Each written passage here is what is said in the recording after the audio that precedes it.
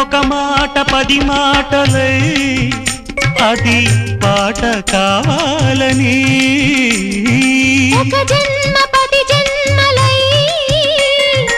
అనుబంధమవ్వాలని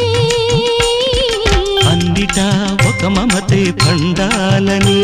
అది దండలో దారమై ఉండాలని